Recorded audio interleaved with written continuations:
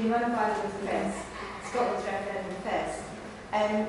This series of events sprang out of the fact that Luath has published a whole lot of different writings, different opinion on the outcome of the referendum.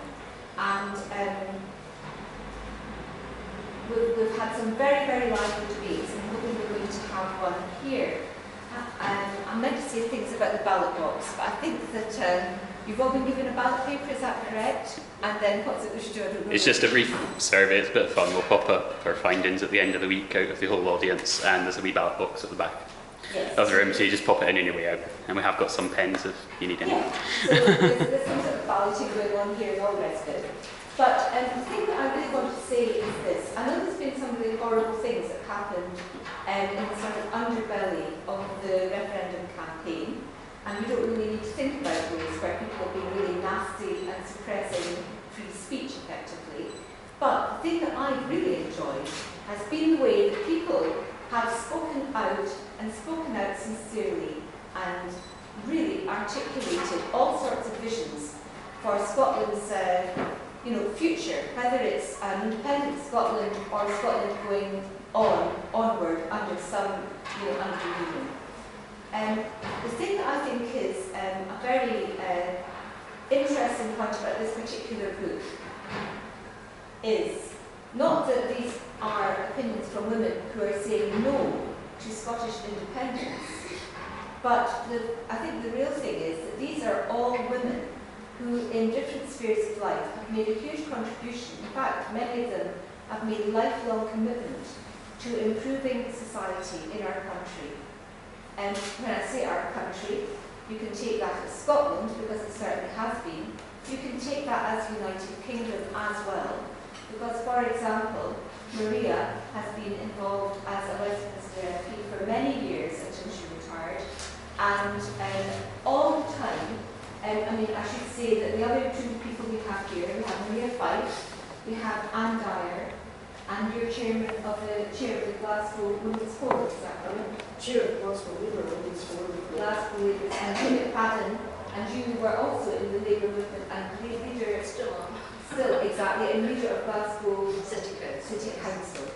So they have actually expressed in action rather than words a commitment to a progressive, continual improvement of this country. A lot of the people who have talked about independence have just had a great time talking about independence. These are independent-minded individuals. I heard someone who's a blogger just say the other day that she thought it was absolutely detestable and reprehensible what the Labour Party has done in suppressing women's voices. She mentioned they've suppressed women's voices, she said, and she just can't believe that these women have, not you, but Labour women who've said no. She can't believe they've gone along with it. Now, so that shows you there's a certain degree of controversy, and I hope that when you've heard the particular guest we have tonight, this afternoon, speaking, that you will realise that whatever else you might think they're all wrong, you might think that they're misguided. But I think you will not find that they are cowed or towing any party line. I'm quite sure of that. And so, with no more ado, I will introduce Maria Fyfe. Thank you. Well, thank you very much, Jenny, for that generous introduction. This book exists because I lost my temper. It's because I kept on reading this past few years that women were well ahead in the States voting no rather than yes, that a huge majority of women were no rather than yes. And speculation about why that was. Commentators kept on saying things like, is it because women are more cautious? Is it because they're less adventurous? And I thought, when am I ever going to see anyone actually asking women what they think and why they are voting no? Because it wasn't happening. There are some famous female writers in the Scottish media who are clearly voting yes, but I haven't seen any consistent amount of coverage in the Scottish media from a low point of view. So I thought, well, I'm going to gather together a group of women that I know and put their decided to do was make sure that there's a broad range of age. So we've got from teenage to pension age. We have a variety of political opinion along with here, and other contributors. I'm a local councillor, a Communist Party member, and a member of the Conservative Party who lives in Dublin and supports my Barber campaign for starting to come about with Barber. So quite a mixed bag, and different ethnicities too. And so I've tried to meet that a broad range of women. And I said to all of them, don't just throw out the line of a typical organisation, follow it too. I have a very personal view. I want your thoughts, what made you decide to do, and get that down on paper and get it loudly. And that's, so that's me introducing it. Why I personally am voting no, well, there's a number of reasons. Perhaps it's about the thought that we are not voting in a general election, where if you don't like the result, we could have another go next time. This is a decision that if it is going to be a yes, then we will have, we're living with the consequences for decades and always years to come. We might be delighted with that prospect, but I think there are numerous reasons why we ought to be cautious about that prospect. Because, for example, right now we're only weeks away, we still don't even know what currency we'll be using. It does seem to me that if people are planning to divorce themselves from the rest of the United Kingdom, then a bit more effective decision-making about what exactly they will do in that different country should have been coming forth long before now. And even today, Margaret Curtin was talking about broadcasting. There are things still up there about the broadcasting system. So many things are not clear yet. And I do think that if the Yes campaign loses this time, I would not want to have a stab at it in the future, and then we can get ourselves better organised next time, because quite frankly, I think it puts us to shambles. But I'm not saying everything's perfect in the United Kingdom, of course it isn't.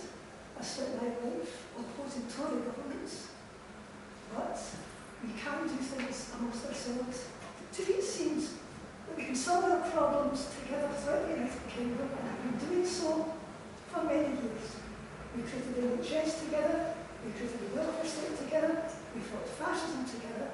We have been through much worse than the present difficulties that we're all coping with. And I don't think the answer is to cut ourselves off from the rest of the UK. I think the answer is for us to stick together and try to overcome all the problems we have by uniting, not dividing. I'll hand you over to Dyer.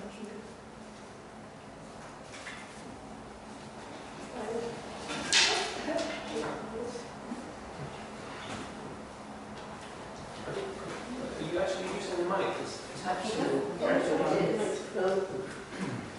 I've got the mic in case the drums start downstairs. Does that work? Doesn't. Yes, it does. It did. It doesn't do much. No, but anyway, our technical person disagrees with matters with you. Cool. I'd like to first of all thank Luath Press for inviting us to come here today and to talk about this book. The one thing which probably links all of the women who contributed is that they have a true interest in social justice. Many of them have been fighting in all kinds of areas, whether as chair of the Pensioners Forum or in their jobs, such as I remember from who works for Inclusion Scotland, fighting on behalf of the disabled, and many of them have been involved politically, and I think that is one unifying factor. This book is written with people giving their opinions based on their personal experience, which is their experience as a person, but also as their career and professional experience as well. So you get a very different range of opinions and views. My contribution is based upon my own experience. I was project manager for the British government and for the European Union in what we call the newly independent states, the former Soviet Union and Eastern Europe. And it has had a very profound effect because I was working in programs to, on the one hand, try to help countries regenerate their economies and to develop new forms of economic structures, but I was also working on civil society projects which were aimed at creating kind of democracy and civil society where it had not previously existed. As you can imagine, the experience is very varied in that respect, and it had a profound effect on me. Now, when you bring up individual states, Alex Salmond has a habit of saying, no, they don't have anything in common with Scotland, it would be entirely different. Independence is a totally different issue here compared to anywhere else. The only one that he seems to now refer to is Norway. Ireland has been dropped because the experience was very bad in Ireland. We've only to look at the position of women there and key questions like the abortion rights, and you see the real problems. And each one has been dropped or brushed aside by them. Now, the states which did become independent, especially in the eastern and central part of Europe, actually did have quite a lot in common with Scotland, because these countries had, first of all, a very high proportion of older people. They also had countries where traditional industries had declined, where you also had a situation where a large number of the people after independence immigrated, and that was mainly the young, the talented, and the educated. Only yesterday I was looking at the Bulgarian press, and there was a large article on how many young doctors they have lost. They're moving on for better paid work. They're moving within the European Union. The result is that almost all of these states are then facing a situation where there is a diminishing population of the young and the employed, and there's a growing unemployment on the one hand, and there is also a high proportion of older people. And it comes back to the old question, how do you pay for the social services? Predictably, in these areas, social services have broken down. The very good, very high quality childcare, all these kind of things have gone.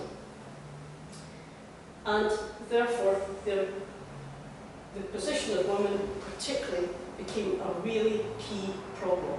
And I was actually manager in 2003 of a women's project in Lithuania to promote employment centres for women. You might say, well, 13 years after independence, why do you need a project like that? I think it says it all, that progress has been incredibly slow. And all the surveys which have been done in Eastern Europe have shown that, that the majority of people actually regret what has happened because they have lost so much. So for us, independence becomes a really key issue. And it means that in those countries, it's a lesson for us because it suggests that the hard-fought rights and achievements which women have achieved in Scotland, along with their sisters elsewhere in the UK, they have struggled for so many years, but the achievements can be extremely fragile. We cannot accept that it will simply go on. If you start to have massive change in an economy, and particularly in times of economic political stability, there is a high degree of fragility. And before any Scottish nationalist claims, well, it couldn't be like that, you might have had it in other states. I think I'd like to draw attention to just a few points. One is that if you look at the SNP, their own women MSPs have fallen in proportion from 43% in Holyrood to 26%. There is no commitment in any of their papers, in the white paper, or the promises they've made to remedy this. It's a serious decline. There are now 80,000 fewer women in Scotland on part-time courses in further education. They promised a fuller programme of childcare because income tax paid by mothers would mean that they can't do it because it would go to Treasury. But by that logic, what's Alex Salmon doing then, going on missions abroad to bring jobs to Scotland? Because every penny of new income tax would go into George Osborne's back pocket, to quote our First Minister.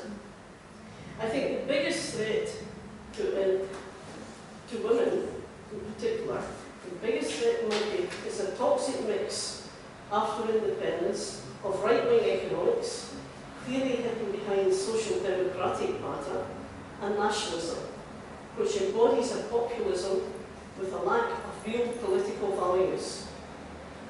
We cannot take it for granted that independence would bring to Scotland the promised land of prosperity, freedom, and a golden future for all. That's what women in Eastern Europe thought and have lost. Okay, over to you. Right, my name is Jean McFadden, and I have been in the Labour Party for a long time. I don't think I've been oppressed by the Labour Party because I became a councillor in Glasgow in the 1970s, and within a very short time of becoming a councillor, I was elected by the men, mainly, as the leader of the Labour group in the council. And I then became the leader of the council itself, because at the time I became leader of the Labour group, there was a hung council, there was no party in overall control. But once the following election had taken place and Labour came back with a reasonable majority, I became leader of the council. The reason I went into local government was because I want equality for people. We call that social justice, if you like, but I was a teacher, and I was teaching in a school in Glasgow where it was a council school, but it was fee paying. And the girls' parents paid something like £3 a term for this privilege of attending this fee-paying school. And they were encouraged to consider themselves so much better than the children who went to the comprehensive schools in John Chapel, Easterhouse and so on. This enraged me. I also remember the head teacher, my fiancé at the time was also a teacher. He used to come and collect me from school, and he was involved in the Educational Institute of Scotland, the teachers, one of the teachers' trade unions. And I remember the head teacher saying, I'll have none of your trade union ideas in here, and banned him from the playground. So I had to meet him outside to get my lift home. Anyway, as I said, this enraged me to such an extent that I decided I was going to start the council and abolish the place. So I did. I stood for the council. I was lucky. It was at the time when a lot of SNP councillors lost their seats in Glasgow, and I was able to, I took the seat back for Labour. In those days we had 3 councillors per ward, so I came in as the most junior. The senior councillor for that ward decided that I wasn't getting the education committee. He wanted it. So I stood for equality in education, couldn't get onto the education committee. But in fact that didn't matter, because the way you can get change is through politics. I was an articulate, noisy, probably nuisance member of the Labour group, so long before I became leader. And I just brought this up about schools, equality, etc., etc. And eventually the Labour group and the council decided that that would become our policy, comprehensive schools for all, and the fee paying was abolished. My name was mud, of course, as far as the teachers and the parents of that fee paying school were concerned. But 2 too bad. So there are no fee-paying schools, or council fee-paying schools in Glasgow, and I'm really proud to have achieved that. Also, I got involved in politics on the Scottish scene. I attended, as Glasgow's representative, the Convention of Scottish Local Authorities, which is the body that oversees all councils in Scotland. And I became the first female president of COSLA, again elected by Maine. So I wasn't oppressed by them either, and that included Edinburgh, I mean, too, as well as Glasgow. So I was able through COSLA to push further the ideas of equality throughout local government in Scotland. Not always successfully, I must say, because when I was president of COSLA, Mrs Thatcher was Prime Minister of the UK. And another area where I've been busy is with charity law. I was asked by Donald Dyer, who was the First Minister of the first Scottish Parliament, if I would chair a commission to modernise charity law in Scotland, which I duly did, found it extremely interesting. And we now, Scottish Parliament has passed an Act, Charity and Trustees Investment Act, which modernises charity law and puts public benefit at the heart of charitable status. Public benefit to keep the charitable status. So I'm still on my drive for equality in education. When Maria asked me to do a chapter, an essay for this book, I thought to myself, what angle will I take? And I started off thinking about my identity. And I not really thought about my identity. As I say in the book, if you'd asked me when I was a child whether I was Scottish or British, I wouldn't have known what to say. Just as I didn't know what to say when some big girls got me behind in the playground and asked me if I was a Catholic or a Protestant, because I didn't know. At the age of 5, it's not all that important, so I presume I wouldn't have known whether I was Scottish or British. I went to university in Glasgow at the same time as people like Donald Dyer, John Smith, who later tragically died when he was leader for the Labour Party, Neil McCormick, a prominent member of the Scottish National Party, who too sadly died, and people from various different political parties, but I was never attracted to nationalism because I thought that nationalism seemed to harp too much on ancient wrongs, like clearances and anti-English feeling, and that didn't appeal to me because I'm not a narrow-minded Scottish nationalist person. I'm a British person, and I don't want to lose my British identity. I'm also a European citizen, but that may not continue if Scotland takes an independent Scotland takes a long time to get accepted into the European Union. So and I'm also an internationalist. So I've got a whole lot of layers of identity, and it's important for me to maintain all of these identities of mine. I don't want to give up my British passport. But it's not identity that drives me on to keep supporting the No campaign. As was said to Bill Clinton in 1991, it's the economy, stupid. And that's really what people are going to vote on, the economy. And I just don't believe in what Alex Salmon says about the economy, that we will have a better, fairer, richer, more just Scotland. I just don't believe it. I've worked with the SNP in local government because SNP councillors have been in Glasgow Council on and off. I've also worked with the SNP in central government, Scottish government level. I think the SNP have a centralising tendency. Take, for example, the police force. The police force has been nationalised.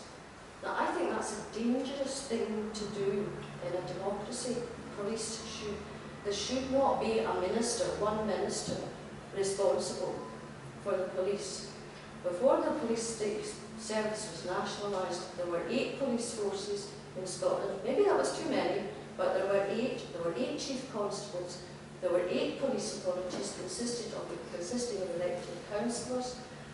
You couldn't tell the chief constable what to do on operational matters, because the chief constable has autonomy in operational matters.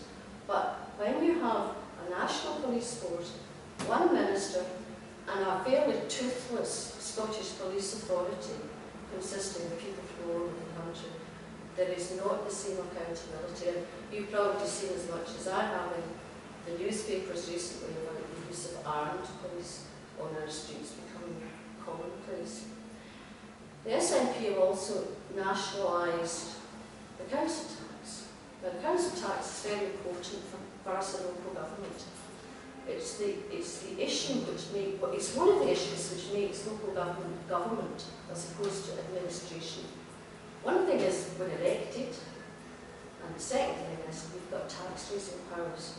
These distinguish us from other local administrative bodies. So in the Scottish Government, the UK Government, and the European Parliament that have tax-raising powers. But what the SNP has done over the last 7 years is that it has frozen the council tax. Now the council taxpayers in Scotland must think, hooray, that's great, we don't have to pay any more. But freezing the council tax has forced councils to make cuts. So the Scottish Government gets the praise for freezing council tax, and the local councils get the blame for making the cuts. I want to see some autonomy restored to local government, and I don't think that will happen with the current plans in Sam's white paper. I feel very strongly that Scotland is a different country already. We've had our own education system since before 1707. We've had our own legal system since before that. We're going to keep them. But since the Scottish Parliament was elected in 1999, we've diverged. We are already more socially conscious than we were before, or than possibly we might think the English are. We have acts of the Scottish Parliament passed which have brought more equality to the board. There's been land law reform. There's been reform of mental health legislation. Scotland is different. We don't need independence to make us different, to make us more socially just, to make us more socially conscious. I think the best thing for us to do is to keep the Scottish Parliament. We know that it's been enacted in legislation, more powers. The 2012 Scotland Act will give the Scottish Parliament further powers to raise tax. Did you know, by the way, that the Scottish Parliament has had tax-raising powers since 1999, and they've never used them? Why? Because they're scared of the unpopularity of raising tax. And that's a political decision. But what I thought was quite unforgivable was they let the tax-raising powers lapse. They don't exist because either they forgot, or they couldn't be bothered, or they didn't want them. But they're not there anymore. That will be restored by the 2012 Act. But they have to be used. Now I think if further powers have been promised by all the political parties, and I think if we get control over various aspects of social security, welfare benefits, I think that will enable us to keep going in the socially just manner that we've been doing since 1999. And we don't have to have different passports, we don't have to have different embassies, we don't have to have different abortion laws. Anna mentioned abortion here. Abortion law at the moment is not devolved to the Scottish Parliament, it's reserved to Westminster. If with independence it would become a function. What if the abortion law is changed in Scotland compared with England? We'll have cross-border traffic as exists from Southern Ireland. Britain do not that. Another thing that's not devolved is transplants. My husband was a kidney patient and he had 2 kidney transplants. I don't want the transplant programme of the UK to be disrupted. My husband is no longer here, I'm afraid, but there are many people waiting for transplants. I don't want their hopes of an organ to be diminished. So I think we're better together. That's why I support the Better Together campaign. Many of you will disagree with me, and I'm happy to discuss any of my views, what I've done. I want to just end with saying the saltire, which I see everywhere, it's my flag too. It doesn't belong to any political party. It's the Scottish flag. I want to restore it as the Scottish flag and not the flag of the SNP. It's been hijacked, and I do not like that.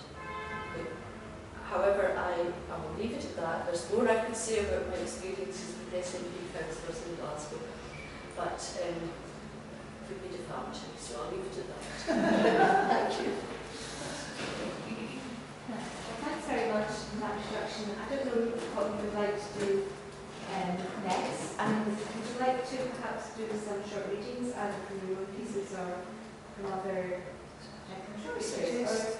Yes. Let's open it up to discussion and Yes. questions, and if there's any time. That's what we'd love to do, yeah. In any case, if you buy the book, Right, now, does anyone have any questions that you'd like to ask? Yes, that's question. Surely, you were on about SNP, but surely the key point about independence is that there'll be an election in 2016 and then to be whoever people of Scotland vote for. And I would have thought actually if you want the SNP got rid of, keeping to vote yes, because then it would be a Labour government. Well, in fact, one of the reasons why I'm voting no is because I don't see why. I feel like I'm closer to the ordinary people of England than I am to the lairds and the landowners in various parts of Scotland. So I don't want to see England condemned to a Tory government forever because of the loss of the MPs from Scotland. But it's not up to them, because somebody in England is voting Tory. It's up to them then to take up their own issues. Well, that, I mean, of course, but for several times the influx of Scottish Labour MPs, or SNP MPs for that matter, have mitigated what the Conservative government is supposed to do.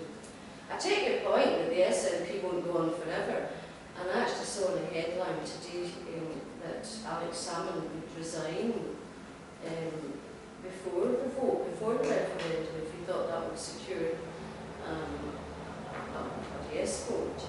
And I take your point that there will be a general election, a Scottish general election in, is it 2016, it's 2017? They keep getting changed because of the clash of elections, we've got so many of them. But if we keep the electoral system, the EMS, the electoral system, then there won't be a Labour government. There will not be a one-party government. And it's quite possible that the SNP might still be the largest party.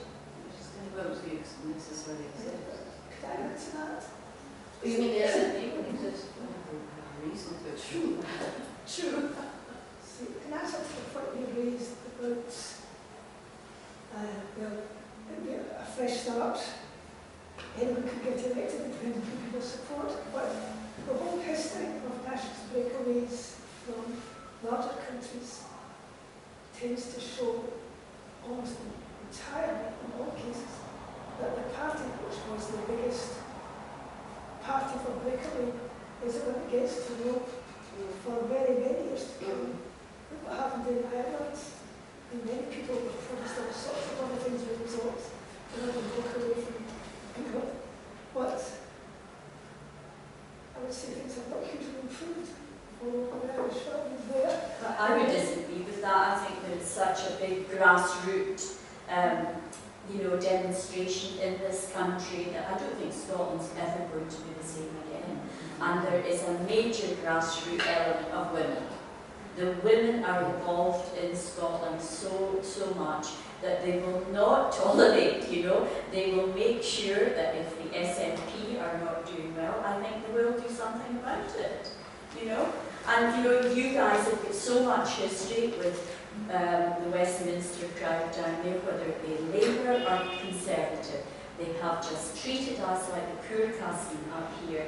And, you know, how can we, it's hard enough to believe any politician, but at least if they're accountable close at hand, you know, we can maybe have a bit more power to get change, you know. But when they're down there and, you know, they're dishing out pocket money, we're never sure how much it's going to be. But we're the poor cousin. you're talking about the position of women in society. Westminster has developed a huge amount for women over the years. I know that I should say that this was never any good, but I have actually listed in my book a large number of acts of Parliament that were carried out by Westminster politicians, depending on who's in power at the time, but hugely beneficial to women. And I don't think the SNP, for example, has an IPF, which is anything like it. Also, the small pro-independence parties have broadly public support. Not one of them has managed to win a seat since Tommy Sheridan's downfall. And there's many a deposit list. So, what are the prospects of some other nationalist movement party actually having control of the government? It's pretty thin. And of course they will be fighting these elections. And we're told that the nationalists in this will be to the benefit of the Labour Party. Well, thanks very much. I think we will better what's good for the Labour Party than the Conservative does. And so there's that aspect of it. There's also the fact that it's certainly not true that Westminster has treated us badly. It was Westminster brought in the national minimum wage, for example. That was a Labour branch at the time. I was one of those who sat up all night voting that through. The nationalists then made people go to their beds. When we were organising to create the Scottish Parliament, it was STUC Women's Committee, joined by Labour women, who fought for equal representation in that Parliament. We were determined to achieve it. We made it to 37%. And that was only because Labour were equal numbers, SNP weren't interested. And as Anna has pointed out, their percentage of women in this piece had dropped drastically in the years. Again and again, they keep showing that they're less interested in the welfare of women's citizens than the Labour Party. Can you then explain why they're now running Scotland in the Scottish Parliament? People are voting. I've never voted at SNP. I was a Labour voter for many years. I left for the Iraq War. I've been really depressed by it ever since. And the kind of things you're talking about, I feel very sad about, because I think you're absolutely right. Those things you're pointing to were real achievements. And we did build the welfare state together. Yes, of course we did. Donald Jones, I think, an admirable man. But I think since Thatcher, I think the Labour Party has not stood up properly to a trajectory, if you like, of this horrible, horrible economic neoliberalism. I know it's a jargon word, but it's nasty, latest austerity cuts, the way that they love big business, the whole way that Britain is going. I mean, it's hollowed out any sense of pride of being British, personally. I mean, that might have been true post-war, but I think now they've actually destroyed it, and I think the Labour Party haven't managed to they run behind all the time. At the moment, what I hear, if you think, the Labour Party might get in the next election, I have no faith in Ed Balls. He might be a kind of nice man with a silver chap, but they just talk the same language. Why do we need a living wage? What's wrong with a minimum wage? It's a living wage. They talk this ridiculous nonsense that they're not going to nationalise rail companies, going to better. And they just talk, it's double language. They bought the whole Tory kind of philosophy. And I've really got no faith in them at all. And I think what you miss is that actually what is now happening in Scotland, I'm so excited because all kinds of people are coming to meetings. I mean, there was 1,000 people at the Radical Independence conference I first went to see what was going on in Glasgow. No political party is getting that kind of numbers, and it's a huge mixture. It's dissatisfied Labour Party, SNP, Greens, young people, old people. who have never been in any political party. And why is that happening? You have to ask yourself, why is this upsurge of incredible enthusiasm for something different? No, we've got, that like you finish up, come back to that, and then I think Neil there, and then Neil West. No, Sorry, first sorry. Maria should come back, and then Neil, and then Right. Well, I do think the Labour Party in Tony Blair's time went more like we right, but it also did create some good things, like the national living wage. And it's Labour today which is committed to achieving equal pay, which we appreciate happens after all those years since the first act was passed. In Martin Castle's time, I don't hear the SNP saying that they were doing that. But more importantly, the SNP, as I've heard it earlier on, Alexander keeps on talking social democratic, but in fact acting in a very regular way. It's always proposing that the corporation tax be reduced 3 points below whatever George Osborne sets it at. What Westminster do? Well, I'll come to that. But Westminster and the Tories is already introducing corporation tax. What Alexander's saying is, but having said that, how much they reduce it, he's going to go 3 further points below. Now that is a huge amount of income lost to the Scottish government. If rich people are getting away with paying less corporation tax, then either of 2 consequences people will ever come. Either you get less spending on services, or the taxes of all of us have to go up to pay for them. More jobs maybe up here, more businesses moving to Scotland and more jobs. Can I just say one thing? The race to the bottom, Just throwing it in. the race to the bottom of corporation tax, we're not competing with England if we were independent. We're competing with all the other independent countries, and there's a race to the bottom, and the winner of the corporation tax just now, race to the bottom, currently is at 10%. So you can imagine how difficult it becomes to run your social services on that. Where's that? That's Bulgaria, and several other countries are very close to it. Now, they haven't got the money for the social services. You're not competing with skills. You wouldn't be Yes, competing with Bulgaria, you'd be competing with countries that want access to the rest of Europe, so you'd be probably competing with the Republic of Ireland, wouldn't you? Well, You Republic have of to do Ireland, things like that to be competitive. Sorry, I'm interrupting. we are in the periphery of Europe. Bulgaria is an ideal country because it's sitting in the middle of Europe. The big guys like Microsoft are coming in to Bulgaria and to other states in these regions. But one of the reasons why they're coming in is that wages are half the price.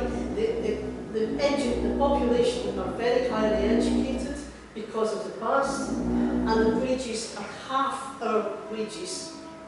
I don't see how you can, well, Microsoft's headquarters are in Dublin. I don't see how you can compare Bulgaria to Scotland, because the experience of women now is very different from communist Eastern Europe. Yes, But I wanted to ask you what you're specifically, I can completely understand your economic argument, obviously we're not discussing. I want to understand what you're specifically worried about for women, so I can understand why you're worried about the abortion laws changing, but surely that's not going to happen then. Can we, Now, I was just going to, I think Neil over there had you have a question. Yes, I'm Excuse me, no, sorry, person behind you, sorry. He was before you. I didn't hear and hear. Sorry. I want to come back with an issue of just around democratic equality for the people of Scotland. It seems to me that Scotland as a country its relationship to Westminster is sub-democratic. In terms of the policies that are not evolved, Scotland as a country is not guaranteed to get the government that we vote for. So we have this democratic deficit relationship, which is in many ways very disempowering for us here in Scotland. So I would like to raise this issue of just basic democratic equality for the people of Scotland. That the issue of equality has been raised. I'm really interested to know why democratic equality is not a priority for us all. We'll get the government we vote for. As a country, we will. No, we won't. Because there'll be people who are voting Liberal, there'll be people who are voting Labour, Well, these there'll are be people who are individuals. voting possibly SNP if they're still there. There'll be some people who are voting Conservative. The one that wins the majority, depending on what the electoral system, will form the government, and the ones that don't form part of the government won't have the government they But want. these are individuals. You can't Individuals. say that everybody will get the I'm not government. saying that. No, but that's what Individuals. some say. No. But What I'm saying there's is, one no, it's not that. issue. Individuals are not guaranteed to governments they Let vote them for. have to come back. But Scotland as a country should be, if it's to be a proper democracy. Well, we've got the Scottish Parliament with the Parliament that was voted for in 2012. But we can still be held to ransom. They can still say if you vote yes, you'll not get a ship with doing contracts and reply or whatever. I think unions should mean equality, and at the moment it feels like it's a top-down thing. In some areas from Westminster, it's not. We can't turn around and say to Westminster, oh, you're not having however many million to build the garden bridge across the Thames. It's not equal. And the other thing about devolution is apparently Westminster can stop that if they so desire. That's Well, why that's so that's a very that's- risky that situation is for us. legally true. But the Scottish Parliament, I teach constitutional law, the Scottish Parliament is politically entrenched, as is the Assembly in Northern Ireland, as is the existence of Northern Ireland. In other words, there may be words in the legislation which say that Westminster has the power to abolish. However, it will not do so if it's against the will of the Scottish people. In the Northern Ireland legislation, it actually uses the words a referendum of the Scottish people. It would be quite possible for Westminster to put that into the next Scotland Act that they're going to pass after the campaign. But can I just make the point that I don't think people realise how many powers the Scottish Parliament actually has. Alex, I know you do. But yes, you do. But Alex Salmond is trying to make it clear that he doesn't have control over the National Health Service. Everything. You're an intelligent, educated woman. But I have heard so many people say, I'm worried about health because Westminster is going to privatise. What that argument that's being peddled just now is just not true. There's no majority in the Scottish Parliament for privatisation, and there won't be. So it's a false statement, and it's just a statement. Can I take it up? He's very poor argument, you know. He's talking about.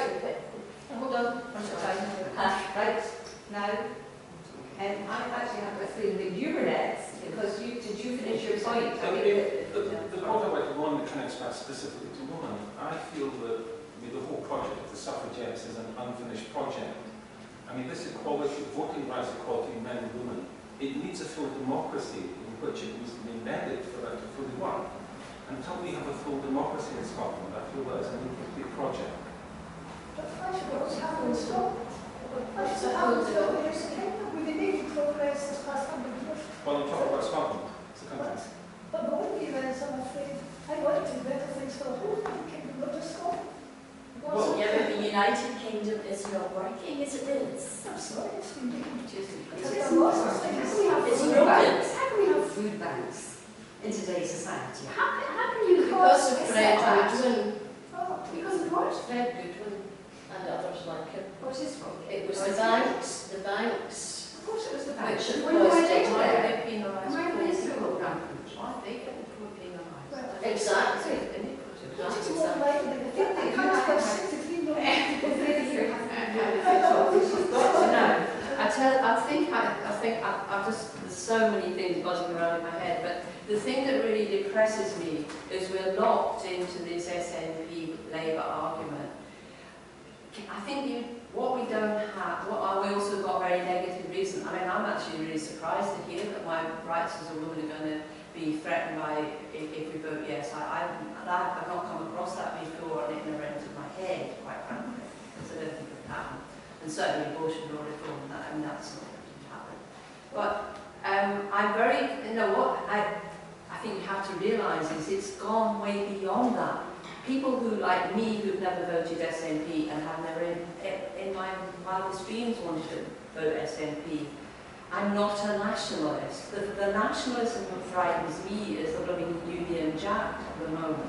and the way that is used nationalistically and, you know, making a case for withdrawing from Europe, that shit scares the shit out of me, quite frankly. And those are the things that worry me. You need to get beyond Alex Salmond. It's way beyond Alex Salmond now. And for those of us who've been participating, a lot's going on, grassroots level, women in housing associations, women, I know, I've worked in housing associations, there's loads of women there who know exactly what the score is, and are talking. And it's got nothing to do with fights between the SNP and Labour now. It's gone beyond that, and you have to get beyond that, because that's what's going to decide the thing. So I'm disappointed that we're back with blaming everything on, you know, everything being focused on Alex Salmond, because, you know, he's got to be voted in, and he may not be. Well, to be fair, actually, I have to say that I don't think they're just blamed everything on Alex Salmond. I think that they're touching upon that directly, speaking about it. They're questioning something. I mean, they're questioning in the Yes campaign, they're questioning the notion of we, and that we will have a more responsive democracy if it is the we of Scotland, i.e. a smaller unit as opposed to an ethnic unit. They're questioning that. The answer to whether that improved democracy follows from that is not actually clear. And they're questioning the idea that it will automatically be more egalitarian. So they aren't actually, I don't think anyone here has really, they've mentioned Alex Salmond, but they've not quite gone into the kind of, you know, just, they are thinking beyond that as well. And I think that's quite good. And I hope it's best to stay. So yes, and so rather than come back to your very good point. I'd like to come back to yours and yours. Yes. I think one of the things that makes me most afraid, and I've had the privilege of the experience of working in a number of other countries, of experiencing problems firsthand, and believe me, it can be terrible for the people concerned. But there is nothing to show that what you're voting for would be democracy. Because first of all, the proposal is that it's one-chamber government. Now, one-chamber government is about the most risky thing you can encounter, because if you do not have a second chamber, at least in Britain, you have the Lords, in the UK, and it does work in the sense that it prevents extremism, as we know from constitutional history. One-chamber government, a single police force with a single chief constable who can do what he wants, as Gina said. You have also a history where it's been shown that the law that has been made in recent years has been very flawed, that laws have been put in place which have been poor. I just need to point to things like even the laws on football control, and again, there is no accountability. Now, at the present time, you can fight your case all the way to the House of Lords. But in an independent Scotland, there is no proposal for a Supreme Court. It all spells dangers. Add to that the kind of problems that you get from nationalism. And it's one of the most frightening things you see. Of the independent countries, there is only one which has a socialist government. And that's Slovakia, which is the poorest and is in trouble at present. What you find is that when countries become independent, the nationalists can ride on a tide as a result of they have the control. That then spreads into the media. You can forget about what's happening at community level. It's all about political power. You're handing over political power for something that you don't know what you're voting for. That is part of the problem. There are no constitutional proposals. There's no safeguards. I know from having worked with the EC, the likelihood is we would not be EC members because we would need to join the queue. I worked in states preparing for candidate accession states to get candidate status to the EU. The result is that part of the conditions of joining is very strong economic measures have to be taken. central banking. You also have to meet all the tests, and that inevitably has effects on your social policies and on your employment. It is a huge problem. Excuse me, surely it's spurious to compare Scotland to Norway, which is a success case, then it's equally spurious to compare it to the States where it isn't a success, because none of these countries, successful and unsuccessful, have the history and culture that Scotland has, or the resources. I just think it's a silly comparison in a way. No, but the thing that is happening is that those countries went for right-wing social policies, quite clear. I mean, I'm not saying that they should have stayed with communism, but what they did do was go for neoliberal, very right-wing policies. And this is what is quite likely to happen if the nationalists win a success. But that's not being it. Because you have to say that. It's quite a strong statement. And they'll have a year and a half to come up with their negotiations with the UK government or whatever, and they'll have to prove to us, we are women here that who haven't been in politics before, but by gosh, we're in it now. And we're not going to vote them in if we don't see that things are coming the way we want them, but at least we'll have that democracy. Well, why is it that only considered in Scotland? What about people in Liverpool and Manchester? They are considered. Things will change there. It's their opportunity. I honestly see that if Scotland gets independence, some of that north part of England is going to really start thinking as well. Because people are not going to accept the way they're being treated. All the money is down there, and all the austerity measures are affecting the poorer people of the country. And it's not good. Can I ask, is that why the Labour Party is anti-independence? Because of supporting the kind of the poorer regions, of which there are many in England as well. That's the only reason I can see that they're opposing independence, because in some measure of support and solidarity with the north of England and wherever. Well, I can tell you, the Labour Party opposed the independence because the figures do not stack up. They have consistently asked to see the detailed proposals. Now the problem is, and I take the Scottish Government's own figures from the White Paper, that over 23% of the population are over the age of 60. Now, when you take this, plus the number of children within the economy, the higher proportion of disabled people in Scotland, it then means that you have a very small, and we're a very small population, we're only 5 billion in total, obviously. It means that the number of people who are earning taxes, who can support the social services and provide the resources for all the welfare services that we need, is diminishing. And bear in mind, it's been estimated that there would be huge immigration after Scotland became independent. And this would be the people who are precisely the people who would have been the taxpayers. Now, Labour does not want... Where's this figure from? It's from the Scottish Government's paper. So if you look up the Scottish Government on the web... Immigration. And 17% would emigrate. Nearly 700. you can emigrate to England for a start. Your doctors now be leaving the country anyway, At the moment, all your professionals are either down there in London or they're away. This way, I am not arguing that Scotland would be going downhill forever. There'll be a period, yes. No, what I'm saying is there's bound to be difficulties. You could last a very long time.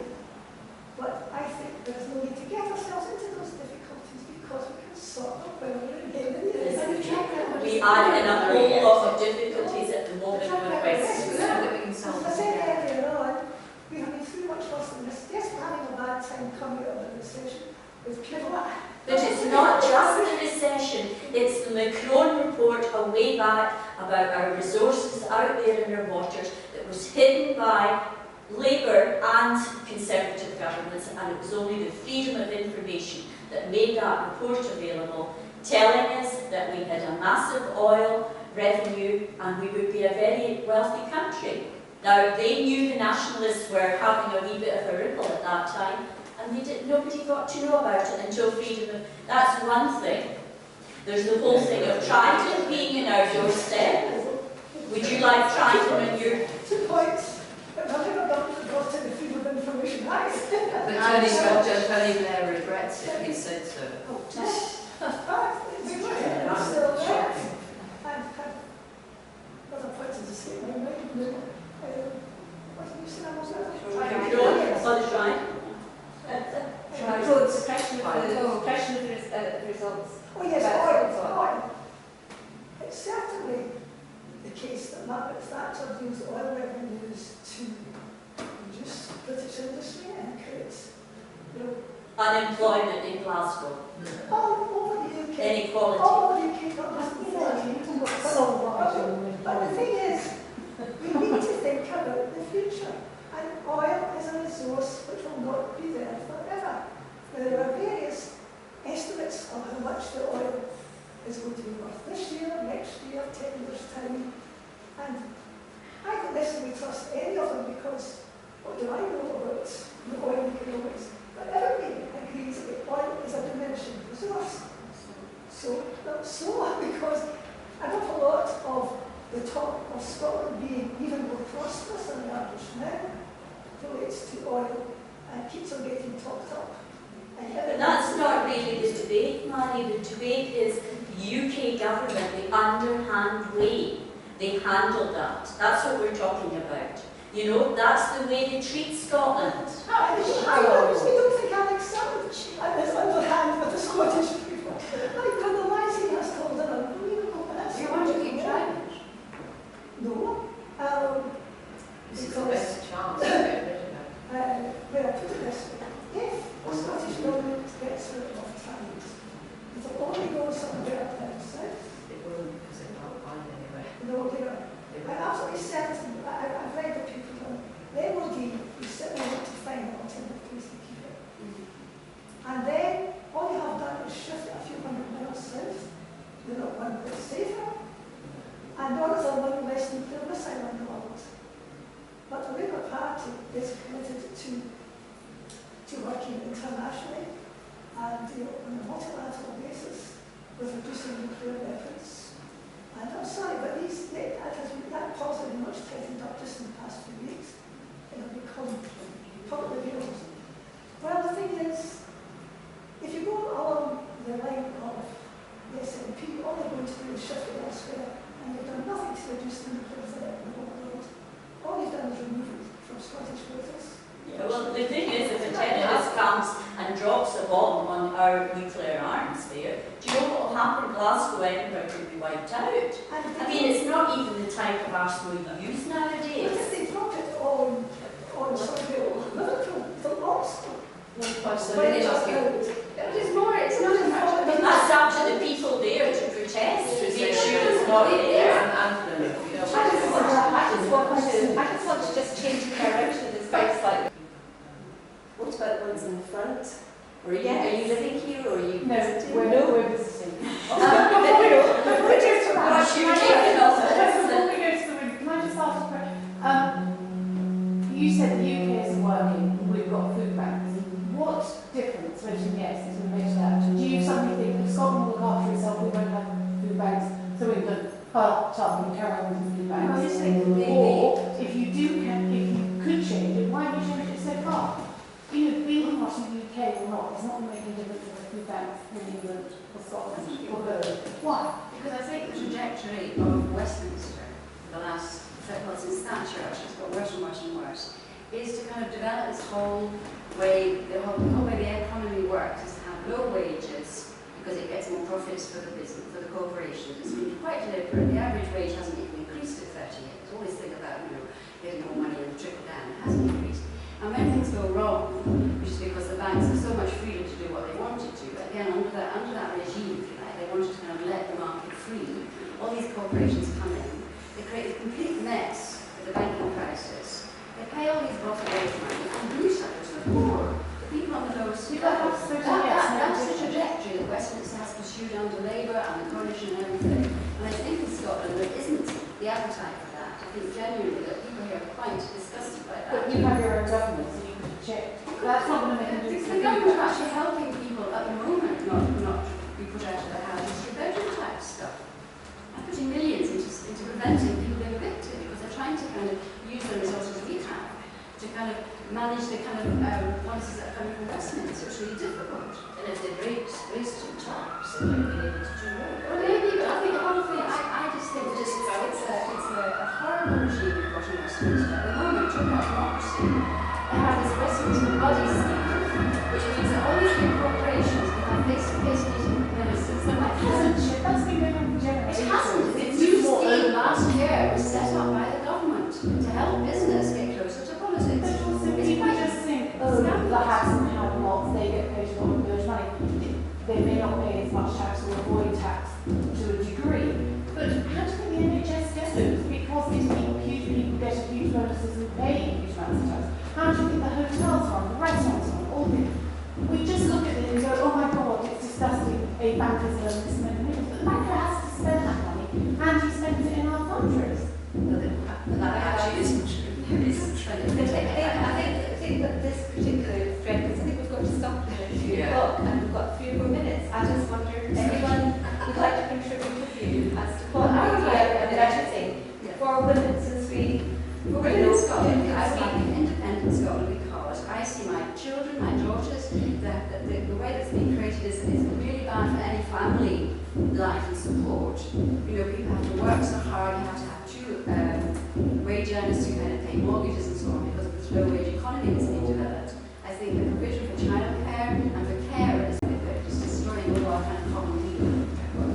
I would agree with that. You know, it is, women are all about family units and things like that, and we just want to see everybody having a reasonable life. Not all these landowners and people who are totally wealthy.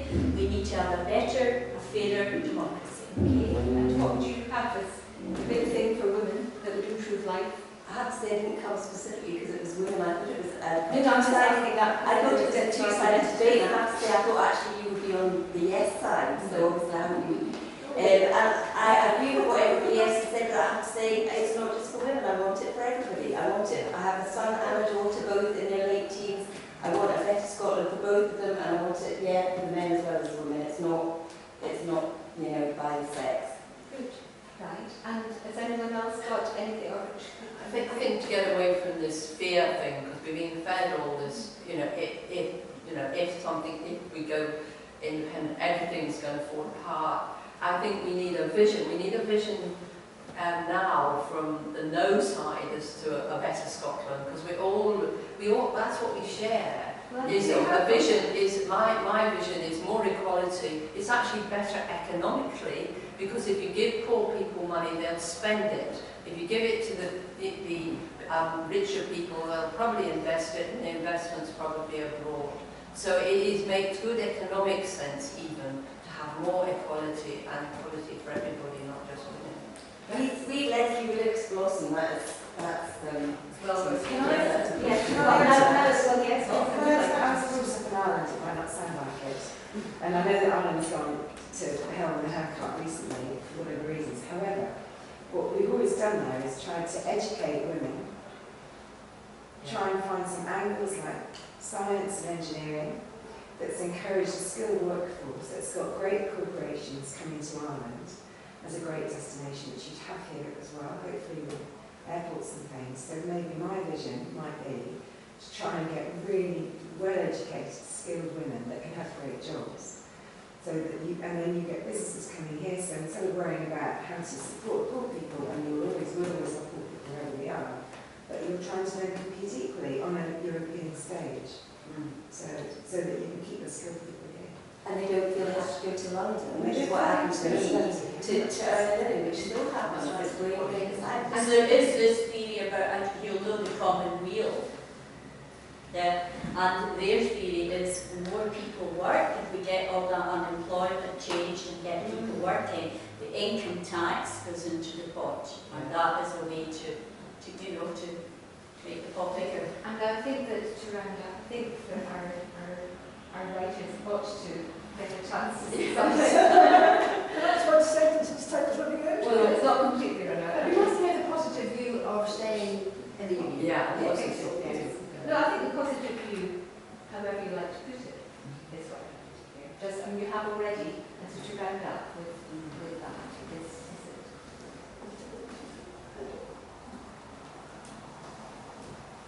Positive view about being in the union is the pooling and sharing of resources with us in Scotland and those in England. I'm not going to go into figures because there's no time, but it's one sentence is that, the pooling and sharing of resources.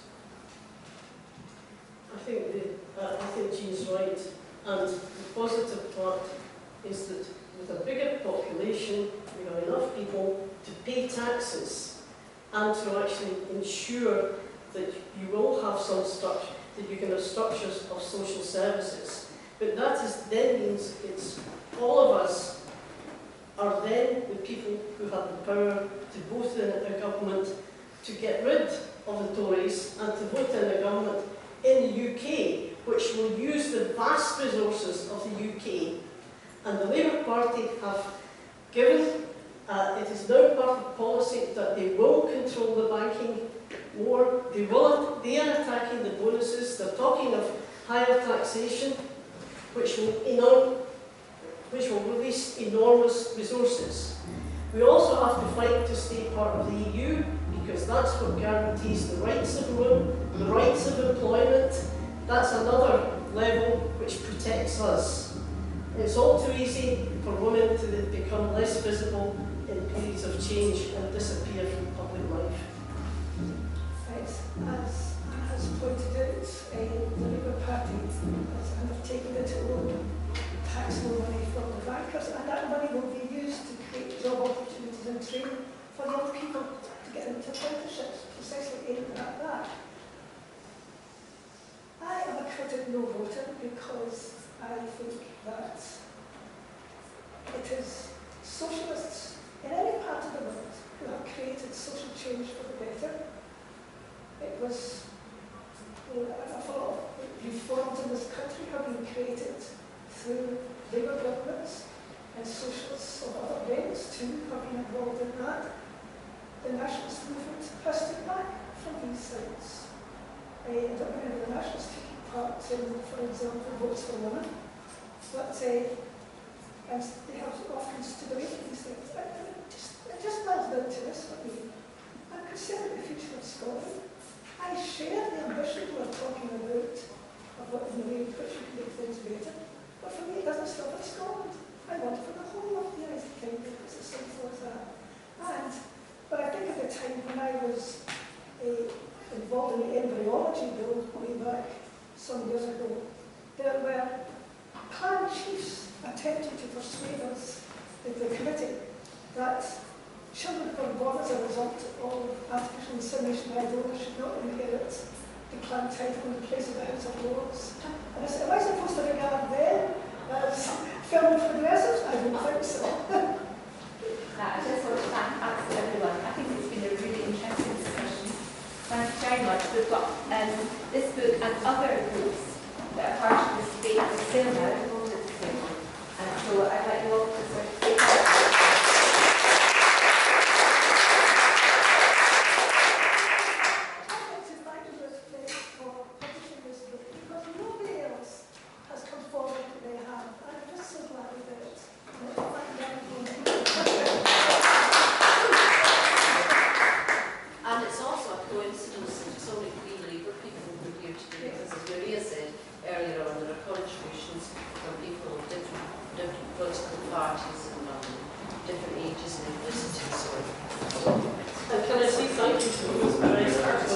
So difficult for women to get a position.